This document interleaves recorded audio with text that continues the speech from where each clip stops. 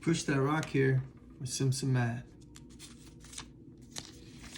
Let's graph a polynomial. Let's graph this polynomial that's factored. Oh, I think I meant for this to be squared. Okay, I hope that typo doesn't appear everywhere. So we have x times x plus 5 cubed times x minus 4 squared. And we want to graph it. And so one of the things we want to do is find where the y is 0, where it crosses the x-axis. So we could let y be 0, substitute a 0 right there. And if I can flip this page one-handed, there we go. So I put in 0 for y. And that means if you have a bunch of numbers multiplied together that equal 0, one of them has to be 0. So either x equals 0, so there's an x-intercept, or x plus 5 is equal to 0, because, I mean, there's 3 of these, but if this is 0, then 0 to 3 is 0, okay? And or x minus 4 is equal to 0. So x is equal to 4. If I add to 4, here I subtract 5, I get x equals negative 5, or x equals 0. Now, the fact that there's 3 of these factors, we call this a triple root. And the fact that there's 2 of those, we call that a double root.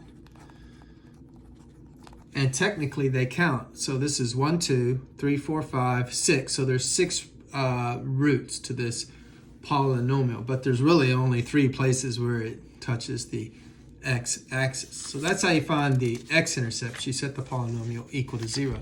Now another thing we like to do is find the y-intercept, and that means you put in 0 for x.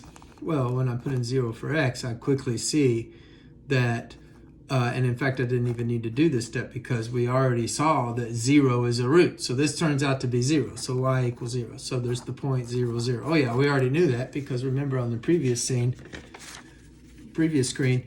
0 was one of the roots. So 0, 0 is a point on the x-axis. Negative 5, 0 is a point on the x-axis. And 4, 0 is a point of the curve on the x-axis. So we already knew that was the y-intercept. But, you know, it's not always 0, so that's why I showed you this step. Okay, we're ready to graph. So remember that we had a point at 0, 0. We had a point, I should name my scale here. I think it's we'll go by ones. I think it's safe to go by ones. We had an x-intercept at negative 5, so 1, 2, 3, 4, 5. We had an x-intercept at 4, 1, 2, 3, 4. And we see that this is a 6-degree polynomial. The degree is however many factors there are. Okay, if it's factored to linear factors, you can just count the factors. 1, 2, 3, 4, 5, 6. If I were to expand that out, I'd have x to the 6 as the highest power. So that means it's an even degree. And when it's even degree, we suspect that it's going to have the same end behavior. Not only that, but what's the leading coefficient? Like if I expand this out, don't you end up going x plus 5 times x plus 5 times x plus 5, so you get an x cubed, and this is going to be an x squared, and then you're going to distribute an x, so you're going to get that x to 6, and it's going to be a positive leading coefficient. In fact, the leading coefficient is going to be 1. Leading coefficient, let's see if I can spell, equals just 1, and it's positive. So when the leading guy is positive, we expect it to go up over here. So I think it's going up from here, and I think it must be doing the same on the other side. Now, I don't know what's happening in here, but you could test a few points. Maybe put in negative 2 and see where it goes.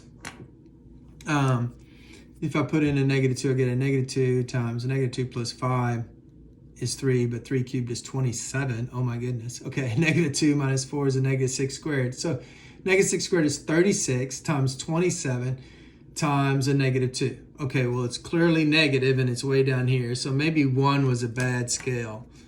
Maybe we just leave the scale unnamed on the y-axis because I'm going to run out of room. And so it's way down here somewhere. So in other words, it comes down here somewhere. But it's got to turn around to get back to here. Okay, so it's got to turn around to get back to here. Now, what about if we put in 1? Well, that would be 6 cubed. That's already 216. 1 minus 4 is a negative 3 base square. It's positive. So we have 1 times 216 times some other positive number. It's huge. So it's jumping up here. But it's got to turn around somewhere to get here. And it turns around. And it must turn around right here because it doesn't cross anywhere else. The only x-intercepts were at 4, negative 5, and 0. So there's a fairly good picture of the polynomial. I think if you type this into decimals, you'd get a picture that looks something like this. And then you could look at what's in a convenient scale. Now, maybe this point's way further up. Well, it depends on your scale where this point is. So that was pretty simple. If you know the roots and the end behavior and the Y-intercept, then they're not hard to graph. Math made simple. It's Simpson Math.